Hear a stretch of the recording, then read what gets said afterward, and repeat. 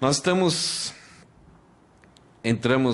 trabalhamos com o livro de Efésios, a primeira parte do capítulo 1 ao 3, que é a nossa posição, é o nosso status, é a doutrina de Deus a respeito do homem. Ele é o Criador, o homem caiu e entrou no estado de miséria, e o próprio Deus então vem em resgate. Então ele trata aí das duas coisas, a criação, a queda e a redenção. Então, diante dessa redenção, nós adquirimos um status diante de Deus, que para Deus nós já estamos ressuscitados e assentados em regiões celestiais. Ele nos reconciliou, e judeus e gentios, em Cristo, nós somos um edifício, um só corpo. Então, ainda assim, nós vamos continuar vivendo essa vida, e a função, o propósito de Deus para a nossa vida, é que, como igreja, nós possamos proclamar as virtudes daquele que nos chamou, daquele que nos redimiu, daquele que pagou um alto preço em nosso favor. Então, esse é o propósito principal. Então, você tem um primeiro propósito, né? Deus nos mostrar, Deus nos expor, tanto agora, mas em toda a geração, para as pessoas, para toda criatura do universo, para todo mundo, para o inferno, para o reino celestial, o reino angelical. Qual é a grandeza da bondade de Deus? Então, nós somos o instrumento que Deus usa para expor por todos os séculos a sua graça, a sua bondade. Esse é o propósito de Deus para conosco. E essa redenção, ela nos pega numa situação tão ruim, tão devastadora, tão depravada, no sentido assim de que nós não tínhamos nenhuma ligação com Deus, havia totalmente uma cegueira espiritual, havia nulidade nos nossos pensamentos, por mais que o homem seja inteligente, criativo, inventa as coisas, isso diante de Deus, para reatar a relação com Deus, é inútil, não serve para nada. Serve para ajudar as pessoas a viverem, talvez, em alguns momentos um pouco melhor, amenizar o sofrimento, mas no final todos vão culminar no mesmo lugar. Então, isso que é nulidade, nós nos tornamos inúteis, no sentido assim de termos acesso com Deus. Então, diante disso, o próprio Deus envia Jesus Cristo e resolve, então, o problema da humanidade. Ele nos sela com o seu Espírito Santo para nos garantir a nossa presença lá com Ele, e Ele exige, então, que a gente não mais ande como aquelas pessoas que não conhecem a Deus, que não tiveram mais experiência com Deus, que ainda estão dominados pelo espírito desse século. Ainda continuamos com a nossa natureza, a velha natureza, a natureza pecaminosa, que rejeita a Deus, que é rebelde com Deus. Mas, diferente de uma pessoa que ainda não conhece a Deus, foi depositado em nós uma nova natureza, criado segundo o jeitão de Cristo, justa como Cristo. Por isso que nós somos salvos, por causa dessa natureza, foi implantada. Deus nos aceitou e nos justificou, nos declarou justo. E, além disso, Ele colocou o Espírito Santo para nós, para nos ajudar, para nos capacitar, para o Espírito Santo, com a nova natureza, lutar contra a velha natureza e desabilitar aquela programação que nós tínhamos. Então, nós nascemos já programados para o mal e executamos o mal por causa dessa programação, e nessa programação muito do mal, e isso diferente de cada um de nós, foi praticado numa constância tão grande que nos escravizou em ações que aí nem nós mais temos controle dela. Mesmo que em alguns momentos, por causa de alguma surra, de alguma punição ou de alguma desgraça, a gente chega à conclusão, puxa, por que eu estava fazendo isso? Mas nós não temos capacidade para recuperar, para voltar atrás. Mas agora, com o Espírito Santo, com a nova natureza, Deus então, Ele nos chama. Agora você pode. E eu quero. Esse é o propósito de Deus para nós. Então, o propósito dele mostrar a sua glória, a sua bondade por todo o século, através do nosso resgate, mas também dele mostrar por todas as eras e por todos os momentos que nós vivemos, em todos os lugares que nós vivemos, que houve uma mudança aí na nossa vida. Agora eu encontrei aquilo que eu parecia que eu buscar, que eu tinha desejo, mas buscava sempre em coisas ruins. Eu estava enganado. E agora então eu descobri a verdade. eu descobri quem é Deus, como eu fui criado. Então, todas as verdades a respeito de quem é o homem, quem é Deus, eu passo a ter acesso. O meu espírito foi iluminado, minha mente foi iluminada, e agora eu conheço a verdade. E Paulo, no capítulo 4, versículo 28, ele fala que essa transformação, ela não pode ser uma transformação tipo acampamento de adolescente, que você vai passar uma semana de muita euforia, tal, e tem uma fogueira, e aí você pega um graveto e queima lá, Senhor, a minha vida é tua. Isso na sexta-feira, no sábado. Na segunda-feira, não, aquilo lá foi só no acampamento, agora meus amiguinhos não me aceitam se eu for daquele jeito. Deus não quer esses picos, Ele quer uma mudança, mesmo que seja lenta, mas uma mudança que seja permanente. E isso é difícil. Então, no capítulo 4, versículo 20, Paulo fala que a receita, a fórmula, é eu remover aqueles hábitos, aquelas atitudes da velha natureza, de eu renovar a minha mente, então mudar a minha forma de pensar. Então isso eu descubro através da Bíblia. Eu tenho que tirar da minha mente, do meu coração, né, Cristina, que a gente viu sexta-feira, as minhas crendices, entre aspas, as verdades que foram plantadas no meu coração, na minha mente, pelos meus pais, pela escola, pela cultura, pelos meus amigos. Então, aquilo que eu acho que é certo, que é errado, eu tenho que renovar isso. Talvez alguma outra coisinha aqui, ela seja de acordo à palavra de Deus. Mas a maior parte das coisas, ela é sempre antropocêntrica. Ela é contra a palavra de Deus. Então, eu tenho que renovar a minha forma de pensar. Eu tenho que fazer um processo de metanoia, de um arrependimento não somente na ideia assim, de chorar, sofrer, estar angustiado, mas eu pensava desse jeito, agora eu mudo o meu modo de pensar. Paulo fala isso em Filipenses, ele fala assim, eu também pensava assim. Ele tinha uma forma de pensar que o levou até a perseguir as igrejas. Ele fala, com o encontro com Cristo, eu mudei a minha mente, isto é, eu me arrependi, houve uma transformação, houve uma metanoia, um nascer de novo, a luz de Deus. Agora a compreensão é totalmente diferente. Então há necessidade de remover, há necessidade de renovar, e há necessidade também de revestir. Eu vou até Cristo e falo assim, Cristo, vem habitar em mim a sua justiça, as suas ações, as suas reações, tudo aquilo que do jeito que o Senhor faria, eu quero fazer igual. E isso está à disposição para nós. Como que Cristo faria aqui? Eu tenho que ir lá nas Escrituras. Tem que ver como que Ele se comportou e vestir essa roupa dele. Então é isso que Paulo está falando aqui. Nós percebemos que, em primeiro lugar, Paulo falou para a gente mudar o nosso coração. Há uma necessidade, essa renovação de remover, renovar e revestir, está muito ligado ao coração. E semana passada nós descobrimos que o coração é uma fábrica de ídolos. Quando a gente pensa em ídolos, inicialmente a gente pensa que ídolos está referente a algumas religiões que fazem estátuas e se prostram diante dessas estátuas e consideram essas estátuas como deuses para si.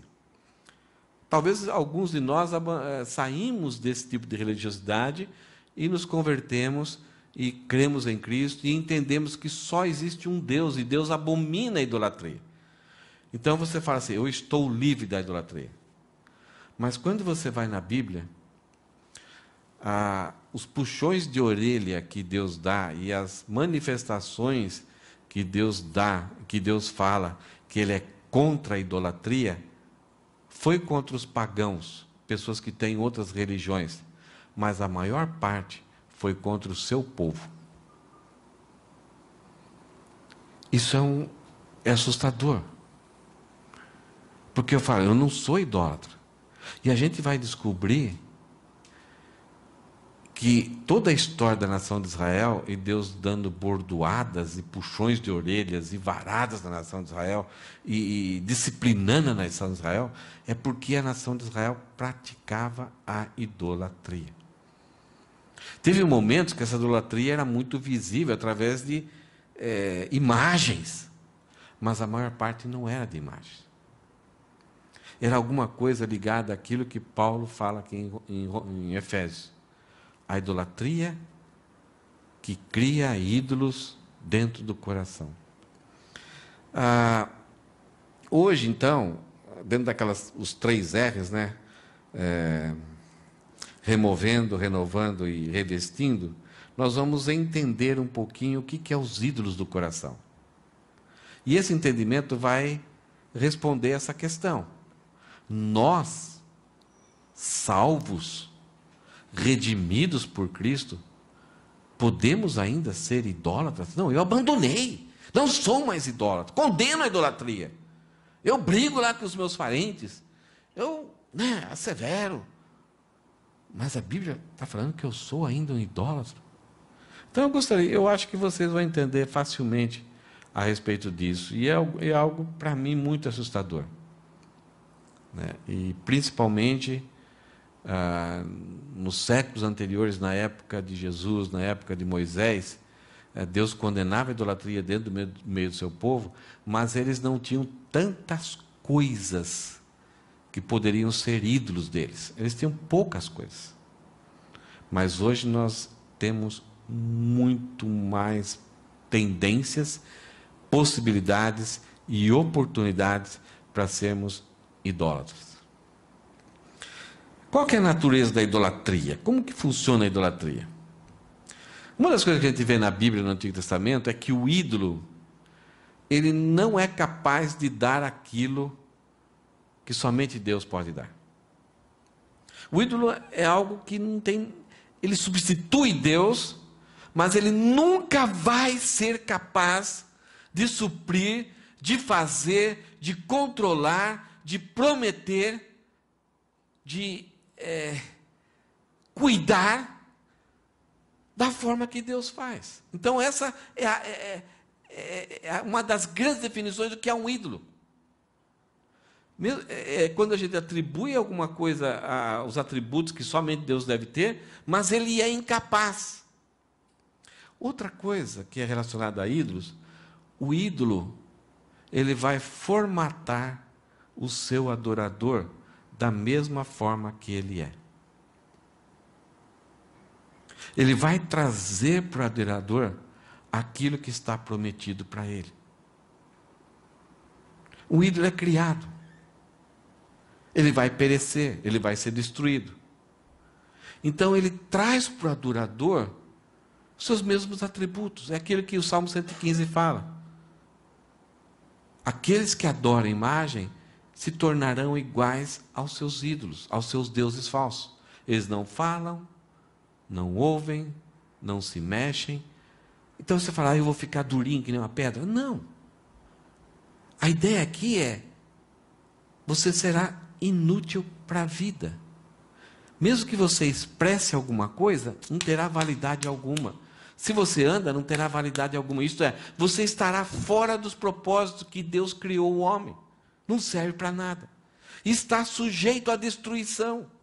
Que Deus é esse? Então, a natureza da idolatria é algo que te prende. É algo que é exigente, que exige de você. É algo que te toma. E quer que você faça a qualquer preço. Então, pode ser qualquer coisa. Você não precisa ter um aspecto religioso, um aspecto formal, definições, não. É qualquer coisa que te prende, que é exigente, que exige o seu tempo, a sua vontade, o seu amor, e te toma você de todo o teu coração e quer que você faça a qualquer preço alguma coisa. Primeira atenção aqui, fique bastante atento a como você responde a certas situações, tratando como se fossem inevitáveis. Então, diante da natureza da idolatria, você pode dizer, eu não tenho nada a ver comigo. Preste atenção como você reage quando você não consegue alguma coisa. Preste atenção quando te tiram alguma coisa. Ou preste atenção quando você decide entre 1, 2, 3 compromissos, o que você vai fazer. Normalmente, quando a ira surge, quando você responde diante de um fato com ira, ali está, nesse momento, está revelando qual é o principal ídolo da sua vida? Quais uma possibilidade de ter um ídolo forte na sua vida? A ira é uma demonstração que alguma coisa está sendo rejeitada, que você ama, que você quer, que você está preso. Então, uma definição um pouco mais ampla do que é ídolo, né? Próximo. O ídolo é uma preocupação. Quando a pessoa está preocupada, fica constantemente preocupada com alguma coisa, significa que ali tem um ídolo. É um interesse. Então, preocupação está aqui na mente. Então, quando a nossa mente é afetada com ansiedade, com preocupação, com sempre o mesmo pensamento, demonstra que tem um ídolo ali a ser satisfeito. É um interesse, é uma inclinação, é uma coisa que você, muitas vezes, até se distrai porque você está focando em algo. É um desejo, uma paixão, um afeto que você tem, que muitas vezes começou legítimo, não havia nada de errado, é uma coisa neutra. Ela começa legítima, mas ao longo do tempo passou a ser uma exigência ou algo necessário. Você passou, depois de um tempo de usar aquilo, ou de pensar muito naquilo, ou desejar muito aquilo, ter muito interesse naquilo, você passou a dar um valor que, se você não tiver, não fazer, ou não ser aquilo, você não será feliz, você não será uma pessoa completa, não terá significado, não terá segurança, não será amado. Então, hoje em dia, nós vemos muitas pessoas aí trabalhando muito o corpo, a saúde, o cabelo, né, a aparência, a imagem, achando que isso é o que vai dar significado, segurança. Então, nós vivemos um mundo de muita proposta de idolatria. Então, em resumo, mais breve assim, um ídolo é aquilo que nos domina e nos controla. Então, se eu estou perdendo o domínio, se eu estou perdendo o controle, surge a ira, surge a ansiedade, surge a depressão, surge a angústia, porque é um ídolo, eu não consigo viver sem aquilo. Então, é a geração do remédio, que para abafar os efeitos neurológicos por causa da minha idolatria. Não estou querendo dizer aqui que muitos dos nossos problemas sejam físicos, sejam hormonais, sejam derivados da biologia do nosso corpo. Mas antes de você atacar, correr atrás do remédio, tentar apaziguar aquele problema de saúde que você tem, dá uma avaliada. Por que isso está surgindo? Por que essa canseira? Por que esse nervosismo? Por que essa dor de cabeça? Por que essa ansiedade? Muitas vezes é por causa de uma idolatria tremenda na sua vida. Olha só o que o Davi fala, Esdras escreveu no Salmo 119, 133. Senhor, firma meus passos, isto é, coloca os meus passos no caminho certo, conforme a tua palavra, Deus, para que o pecado não me domine. Pecado aqui não é... A gente pensa em pecado, pensa tudo aquilo que tem imoralidade, é roubo, é mentira. Não. Pecado aqui é algo que não faz parte do propósito de Deus para a minha vida. Mesmo que seja algo bom para mim, que eu goste, que eu não estou matando ninguém, não estou prejudicando ninguém. Mas é tudo aquilo que não faz parte do propósito de Deus na minha vida, não é o alvo, e eu erro o alvo de Deus para a minha vida, ele se torna pecado, e isso pode dominar a minha vida. Então, muitas vezes pode ser até trabalho. Pode ser família. Pode ser filhos. Jacó, ele idolatrava seus filhos. 1 Coríntios 6,12, Paulo fala, esse é um dos versículos mais usados, muitas vezes, tudo me é permitido. A religião judaica, ela colocou, isso não pode, isso não pode, isso não pode, isso não pode, mas ele, com isso mesmo, eles idolatravam a autojustificação. Então, Paulo fala, em Cristo tudo me é permitido. Mas nem tudo me convém. Então eu vou decidir, eu vou saber o que me convém ou não, o que faz bem para o meu corpo, para a minha mente, para a minha saúde, que não causa uma imagem ruim diante das pessoas que não creem em Cristo. Tudo me é permitido. Paulo ainda aumenta esse conceito. Mas não devo me tornar escravo de nada. Tudo me é permitido, mas nem tudo me convém. Mas até as coisas que me convêm, eu não vou deixar que eu me torne escravo dele. Perceberam aqui? Como é delicado isso? E como a gente pode estar envolvido com isso? O ídolo, ele trabalha muito no aspecto de motivação. O que me faz levantar cedo? O que me faz economizar dinheiro? O que me faz vestir tal roupa? O que me faz me arrumar ou ter uma certa aparência? Quais as minhas motivações? Então o ídolo, ele me prende, ele me motiva, ele me direciona. Então é quase essa ideia da cenoura diante do burrinho. Você está inclinado para aquilo e você fecha os olhos para as outras coisas, porque você está tão motivado a fazer aquilo. É engraçado ver os adolescentes muitas vezes, né, quando eles passam a ser fã de algum artista, alguma coisa, o que eles não fazem com a sua motivação? Ficam 2, 3 dias sem tomar banhos, muitas vezes comendo bentozinho, alguma coisa, numa cadeirinha, numa barraquinha, numa capinha, tomando chuva, frio, para comprar ingresso, porque ele precisa daquela. Ele tornou aquilo lá como necessário para a vida dele. Não sei se vocês já viram quando lançam um novo iPhone, a luta que as pessoas têm para ser o primeiro a comprar. E um deles, não sei se foi o 8 ou 7, ele comprou e ele saiu, ele caiu e quebrou. O Deus dele caiu e quebrou. Então Paulo, em 1 Coríntios, fala assim: portanto, não julguem ninguém antes do tempo, antes que o Senhor volte, pois Ele trará à luz nossos segredos mais obscuros e revelará nossas intenções mais íntimas. Então Deus dará a cada um a devida aprovação. Com esse texto, então, muitas vezes as pessoas têm a ideia que nós não devemos julgar uns aos outros. Jesus falou para nós julgarmos uns aos outros, segundo a reta justiça, segundo a Bíblia. Então, se alguém está se comportando errado, então eu falo, olha, segundo a Bíblia, você está pecando. Então, isso não é correto. Dá uma olhada no que as Escrituras estão falando. Eu não posso chegar a pessoa, eu não gosto do que você está fazendo. Não, olha, diante de Deus, você está pecando contra Deus. Então, Jesus nos incentiva a fazer isso.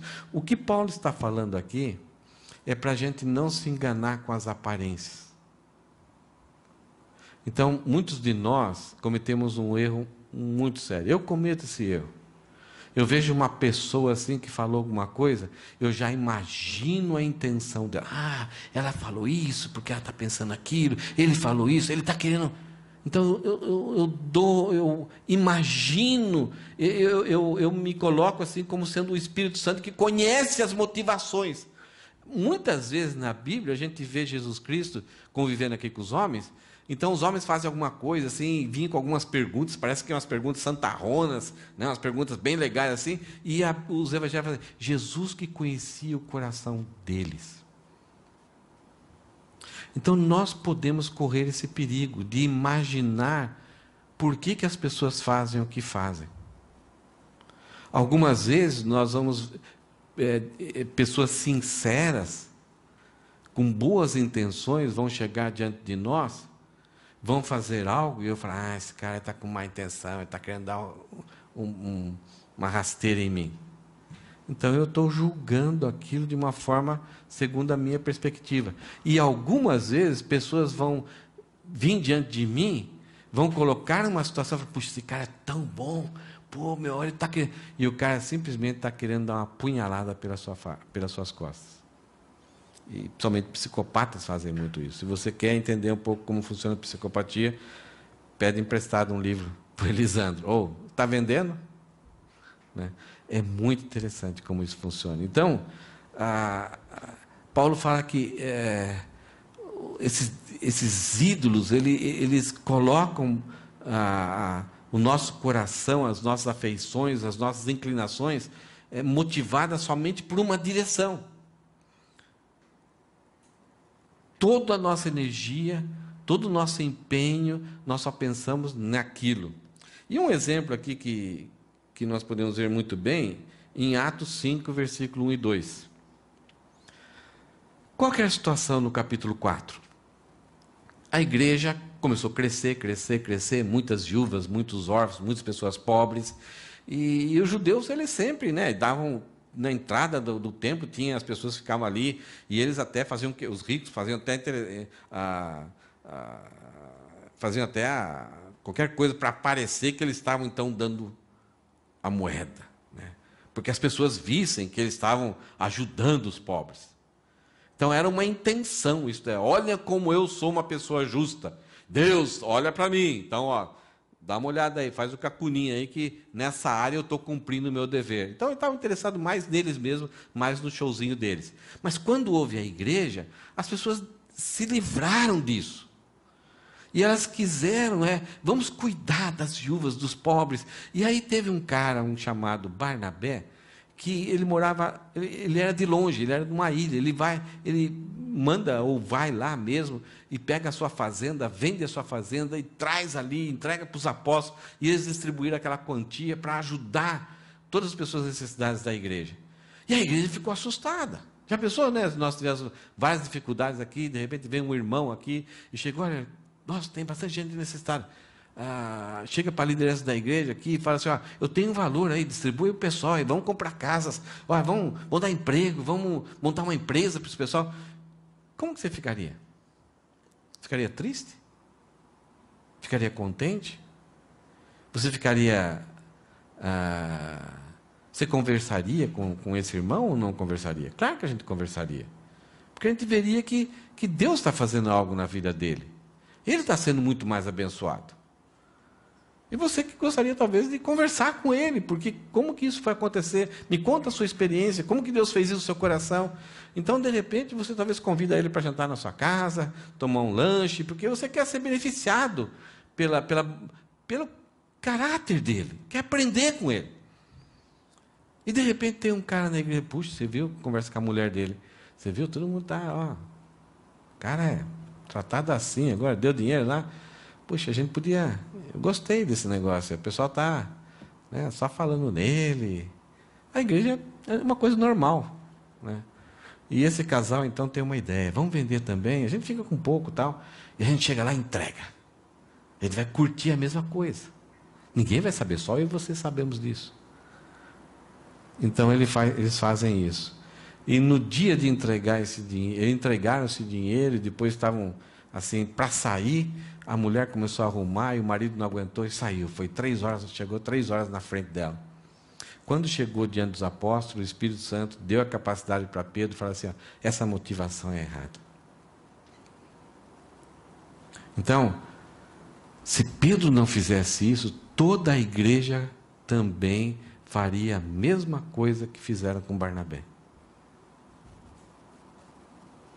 Mas por causa da intervenção de Pedro, o Espírito Santo revelou aquilo que fez com que 2 pessoas que tinham um contato tão forte com a manifestação de Deus ali naquela igreja, pudessem planejar algo tão terrível, que era enganar toda a igreja, tentar enganar a Deus, tentar enganar o Espírito Santo. Porque eles queriam, a idolatria deles era ter a mesma fama, ser agraciados, ser os bambambam. Ser adorados pelaquela igreja. E não somente esse homem morre, mas 3 horas depois a mulher chega e pensou que tinha um tapete vermelho, tinha rosas para tudo quanto é lado, bandinha, tocando, chás, mesas enfeitadas. Quando ela chega, o clima era de velório e terror. E ela também morre. Então, o que a gente aprende disso? Quando a gente tem um ídolo no coração, ele nos leva a fazer coisas assustadoras. Que a gente desconsidera tudo aquilo que a gente aprendeu e viu a respeito de Deus. Nos direcionamos para aquilo e achamos que somos capazes de esconder as nossas motivações e transparecer uma outra motivação para as pessoas e até para Deus. E não percebemos que o maior prejudicado será nós mesmos. No caso aqui, a graça de Deus e a bondade de Deus não permitiu que aquela ação desse casal pudesse prejudicar toda uma igreja. Mas algumas vezes isso não acontece. Deus não intervém. E a gente acaba valorizando motivações erradas de outras pessoas e sermos enganados por isso. Então, o ídolo é terrível por causa disso. Ele nos cega. Ele nos faz ir em direção que a gente vai desconsiderando tudo aquilo que pode ser mal e está trazendo mal para as pessoas, porque eu quero. É tudo para mim. Eu não vou abrir mão. Então, você que já teve filhos, adolescentes, ou até crianças mesmo, como é difícil dizer a palavra não para um filho. Quando é criança, você fala não, ele faz o quê? Chora. E vai chorando.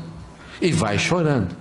Até que você não aguenta mais. Aquele som entra aqui, bate lá dentro e dói a sua cabeça. Você toma 2, 3 remédios e não passa. E aí então você cede.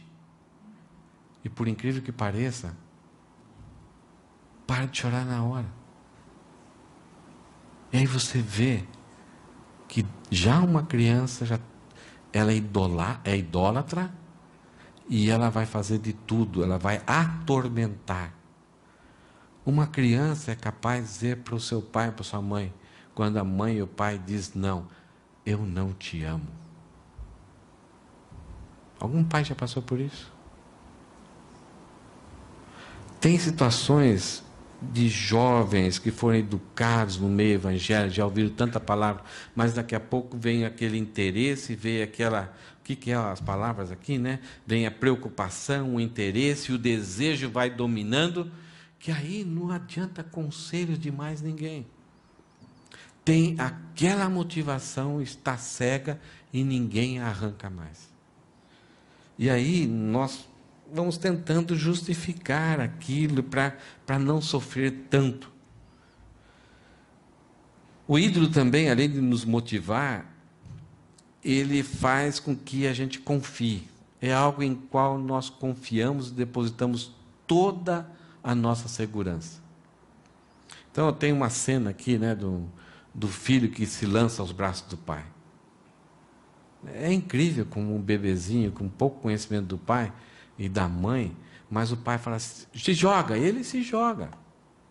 Porque há um relacionamento, há uma afetividade, há um conhecimento, há uma confiança que ultrapassa até uma experiência. Nunca houve aquilo, mas ele confia. Só porque o pai falou, pode se jogar que eu vou te segurar e nada vai te acontecer. Então, o ídolo é quando a gente passa a confiar. A depositar o nosso futuro. Não, vai dar certo, isso aqui vai ser muito bom para mim. E eu passo a depositar toda a minha confiança, minha segurança, seu significado somente naquilo. Isaías 42, versículo 17, fala assim, mas os que confiam em ídolos e dizem, vocês são nossos deuses, sofrerão vergonhosa derrota. Isaías capítulo 28, versículo 13 e 14, fala que Deus colocou uma pedra angular, e aquele que está em cima dela jamais será envergonhado. Nós trabalhamos essa semana num pequeno grupo. Já trabalhei esse texto aqui quando estudamos Efésios.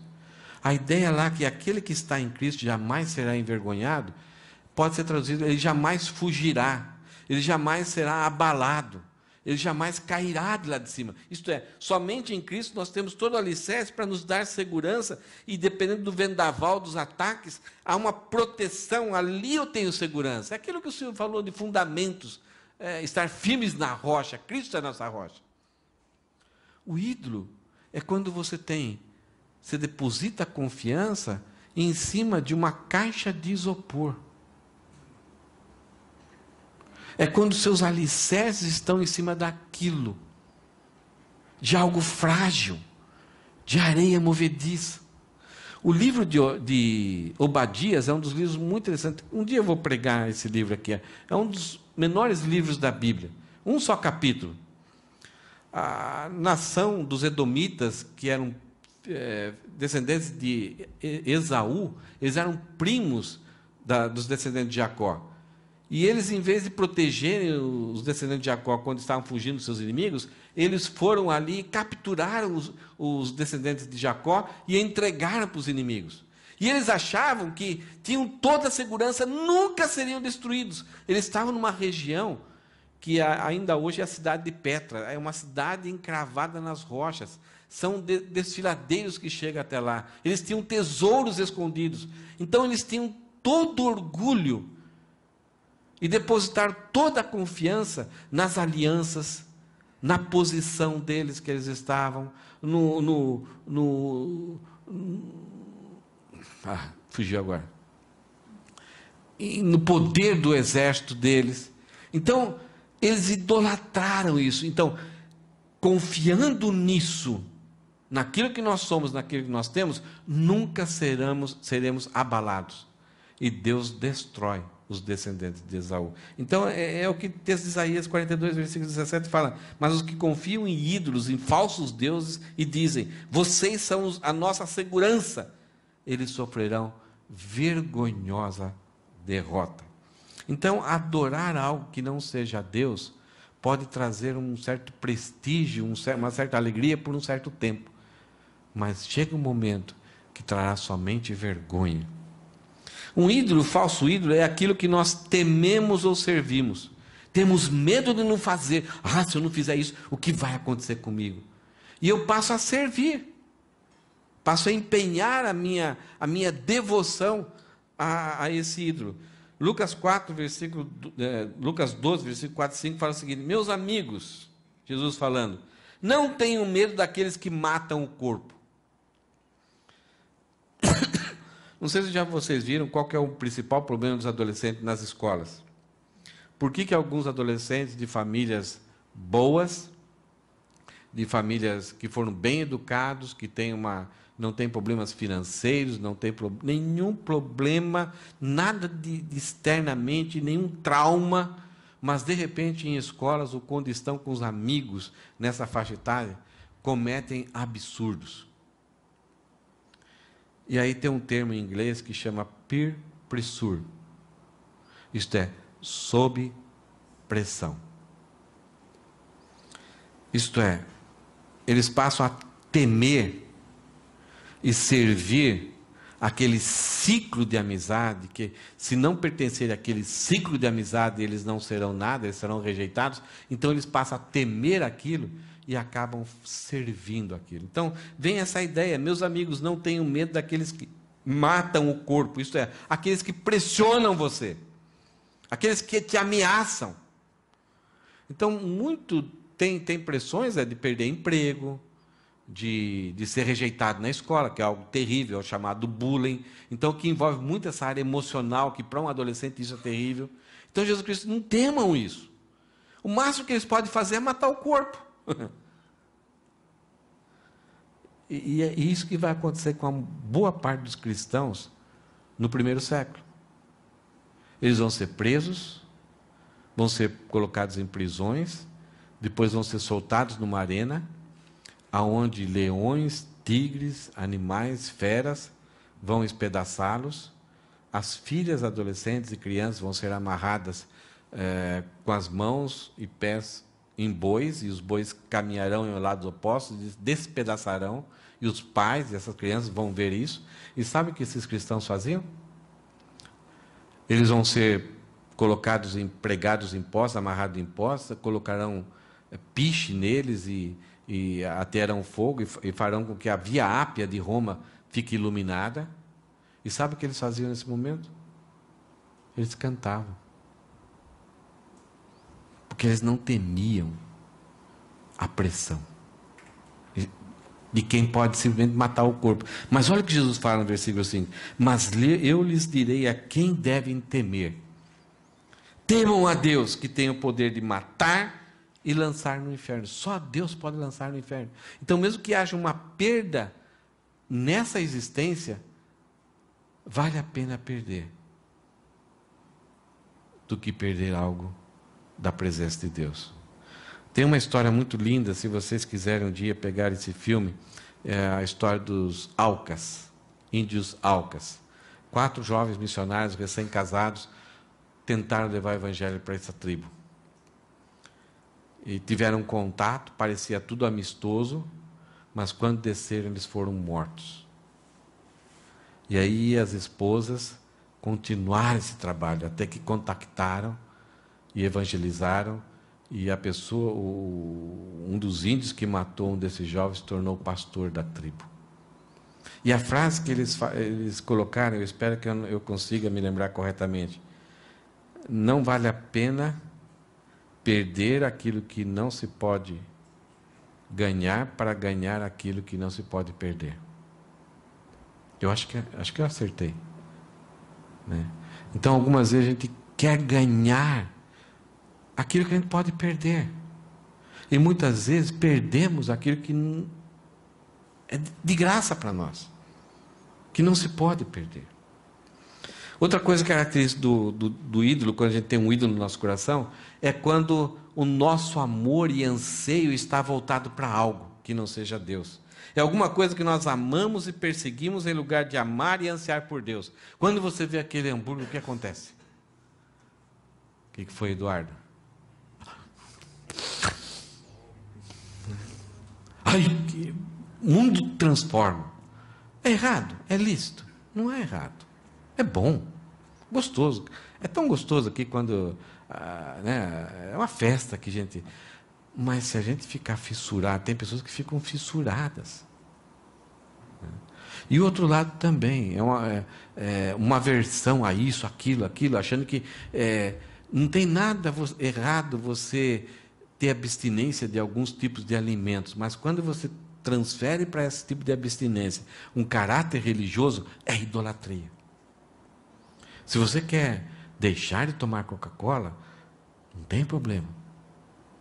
Só quando eu começo a condenar e me exaltar coisas lícitas e achar que eu sou mais espiritual porque eu não tomo café, né, porque altera a minha cabeça, estimula tal, eu estou transferindo para isso um caráter religioso. E o ídolo sou eu. Filipenses 3,19 fala assim: essas pessoas que praticam, têm esse tipo de idolatria, né, eles estão rumando para a destruição. O Deus deles é o seu próprio apetite. A palavra talvez seria melhor pelo próprio ventre. Não é só a questão de gostar de comida, ou querer ter comida, ou ser voltado para comer. Mas a ideia que os judeus tinham é que o coração é a mente, é o pensamento. E o estômago eram todas as sensações e prazeres, afeições. Então não está relacionado somente à comida, mas ele fala assim, o Deus dele é o seu próprio apetite, isto é, todo tipo de experiência emocional. Então, desde uma aventura, você vê hoje em dia como as pessoas gostam de saltar de paraquedas para experimentar o extremo, a energia, a adrenalina. Tem pessoas que vivem para isso. Não tem nada errado você ir experimentar, mas quando isso se torna um amor, um anseio, uma motivação, ela se tornou uma idolatria. Não tem nada errado você pegar um dinheiro e ir lá na Universal, e ir lá na montanha-russa.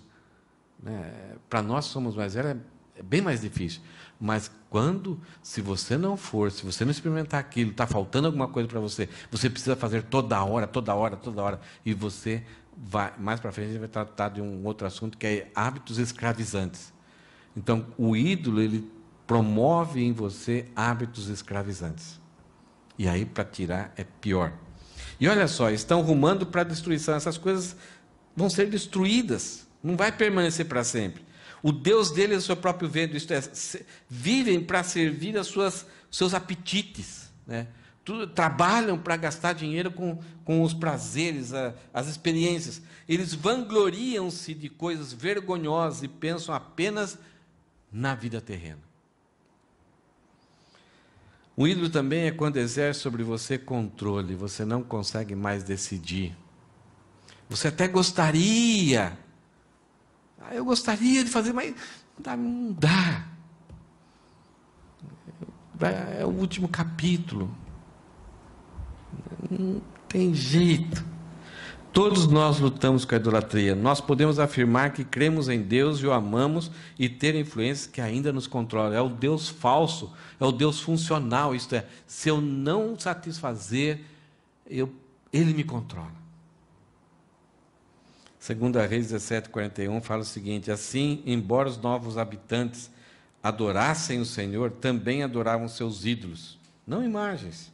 E até hoje seus descendentes fazem a mesma coisa. Aqui está um alerta. Qual que é o alerta desse versículo?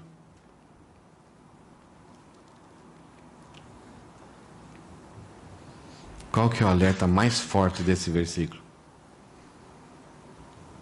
Qual que é, Lourdes? Sim, está falando de nós. Nós somos semelhantes a isso, é o povo de Deus. Eles também, os novos habitantes adoravam o Senhor, mas também adoravam seus ídolos. Então, aquilo que eu falei no começo, né? Talvez a gente abandonou aquela idolatria daquela imagenzinha vestida de púrpura, tal, uma estatuinha, tal. Não tem mais nada disso. Tem mais imagens religiosas na nossa casa. Mas o problema está no coração. A nossa devoção, o nosso anseio, a nossa motivação, o nosso amor. Quando está inclinado exageradamente para alguma coisa, e se a gente não tiver, não experimentar, não viver aquilo, eu não serei satisfeito, não me alegrarei, então é uma idolatria. Mas esse texto fala que, embora os novos habitantes adorassem o Senhor, também adoravam seus ídolos. Então, isso, não estamos imunes. E até hoje, seus descendentes fazem a mesma coisa. O que quer dizer isso? Os nossos filhos vão ser semelhantes a nós. Vocês perceberam a responsabilidade nossa aqui? Os nossos filhos não precisam ser ensinados a serem idólatras.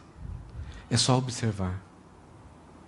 É só observar o valor que a gente dá ao dinheiro, aos bens materiais, aos prazeres, ao lazer, à TV, a jogos, a roupa, a pessoas. Os filhos, eles observam, eles captam esses valores. E aí chega um momento que você quer recuperar, e ele não vai conseguir, porque aquilo se tornou um hábito escravizador. E aí você vai perguntar, mas com quem que ele aprendeu? Observando.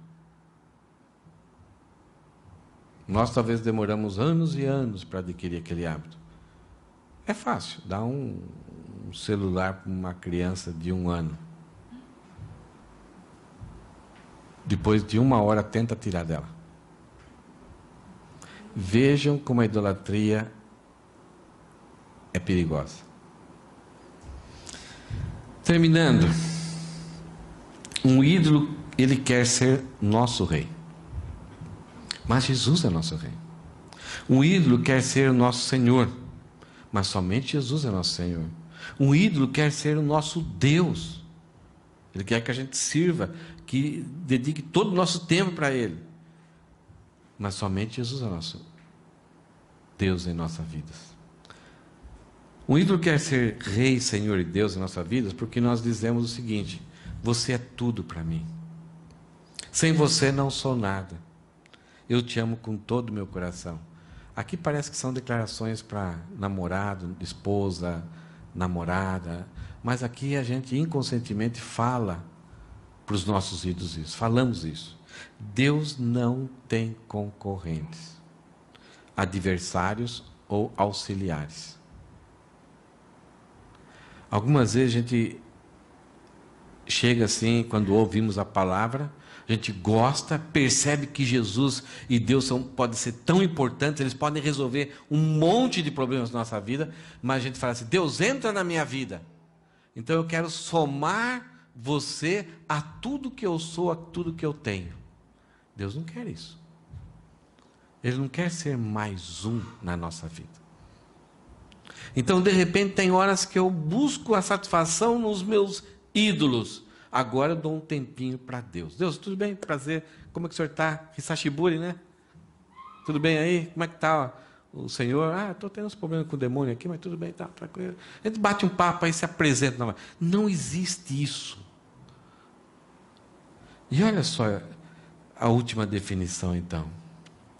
Então, um ídolo é algo que desejamos muito, que não temos, que temos necessidades, que temos interesse, que temos preocupação, que desejamos, e que passa a nos controlar. Essa palavra controle é o que talvez mais identifica se existe uma idolatria na nossa vida.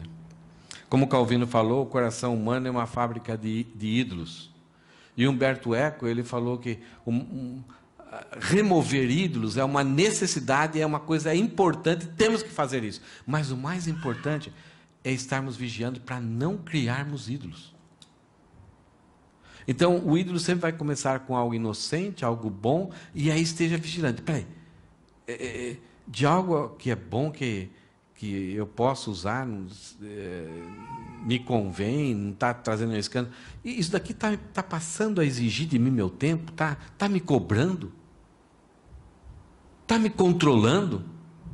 Eu percebo que já não consigo viver sem.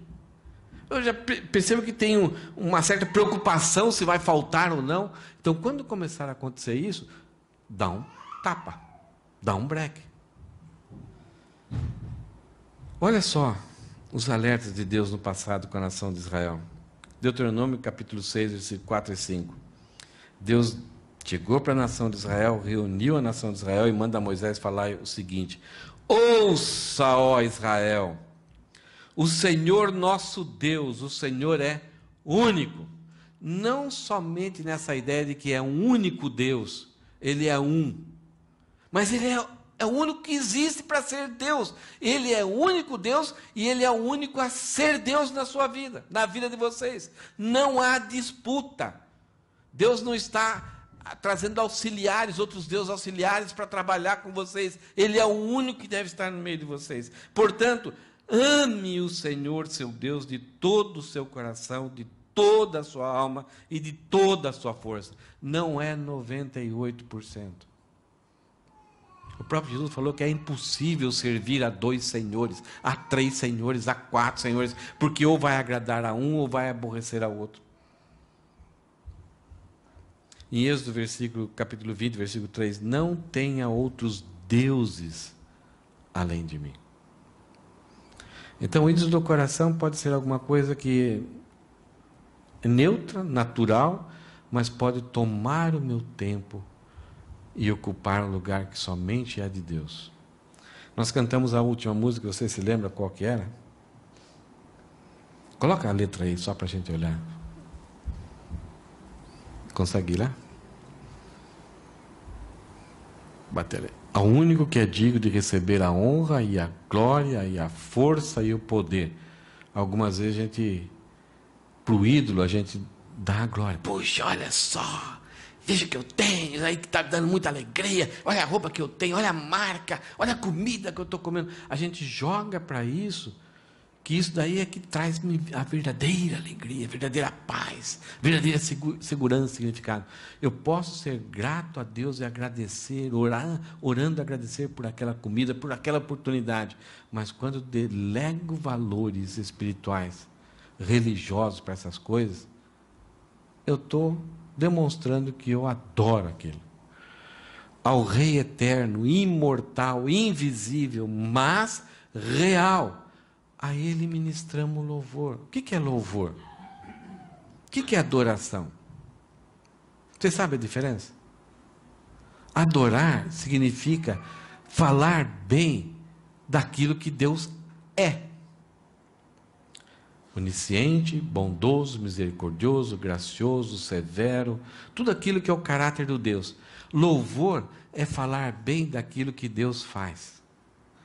Quando eu ministro louvor, quando eu tenho ídolos, eu vou ministrar louvor não mais a Deus, mas a mim, ao meu dinheiro, à minha inteligência, às minhas coisas.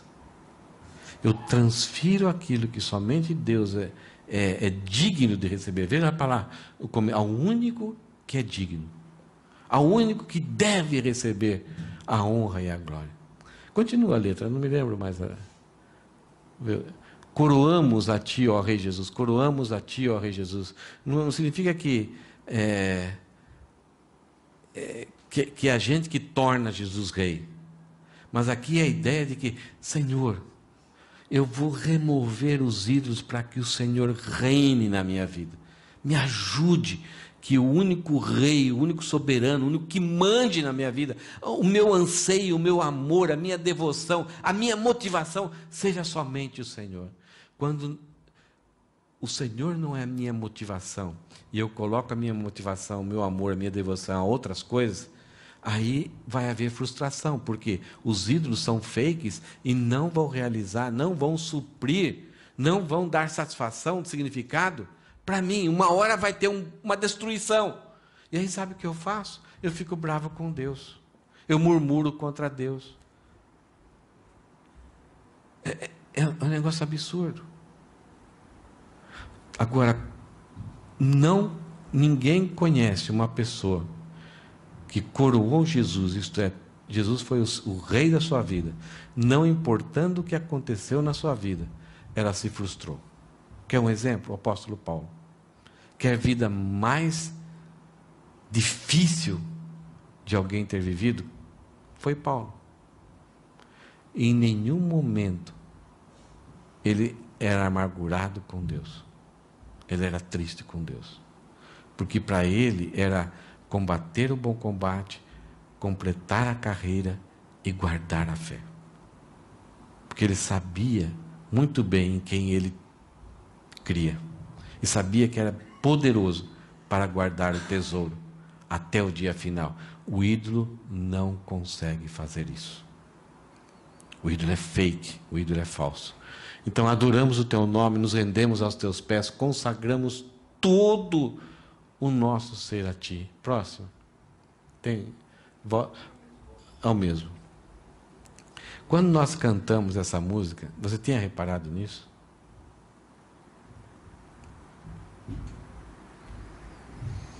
Veja o último slide. Volta lá, Eduardo. Um lembrete para todos nós. Esse lembrete é forte para mim. Nem sei. Será que vale a pena lermos juntos? Vamos ler juntos. Lembre-se. Se Jesus não for o único Deus em seu coração, então ele já não é mais nada. Não passa de uma ilusão. Vamos ler de novo? Se Jesus não for o único Deus em seu coração, então ele já não é mais nada. Não passa de uma ilusão. E o que acontece quando você descobre que algo que estava na sua mente era ilusão? O que acontece? Normalmente, a pessoa pensava sobre alguém. Puxa, aquela pessoa é meu amigo, tal. Daqui a pouco acontece alguma coisa. Que ilusão que eu tive. Se afasta. Abandona. Fica frustrado. Então, quando uma pessoa não começa a ter ídolos no coração, e Jesus não reina mais na sua vida, em pouco tempo Jesus será uma ilusão. E daqui a pouco essa pessoa vai estar amargurada com Deus e com as coisas de Deus.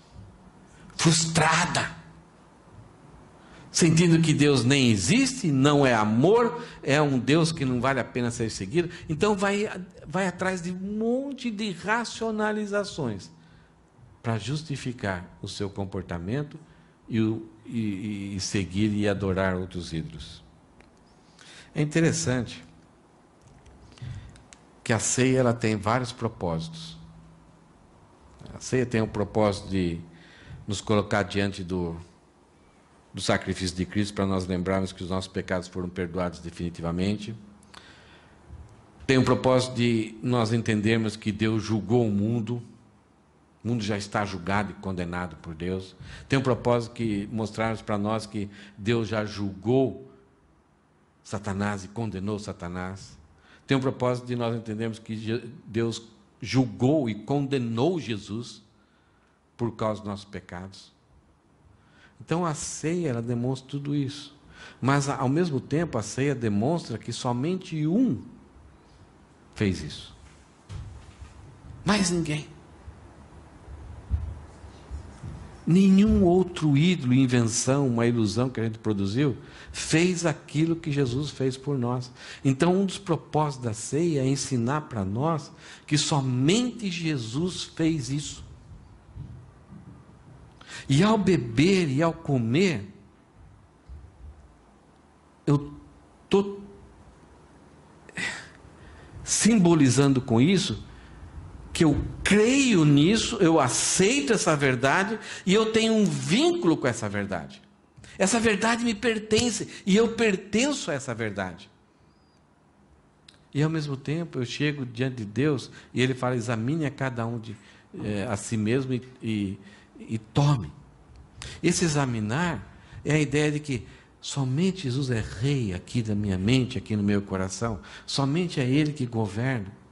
Porque se não é Ele, os pecados vão surgir de uma forma muito fácil. Porque os ídolos vão me levar a isso. Eu vou precisar. Agora, quando eu tenho Jesus, eu não preciso. Ele me satisfaz. Ele é tudo.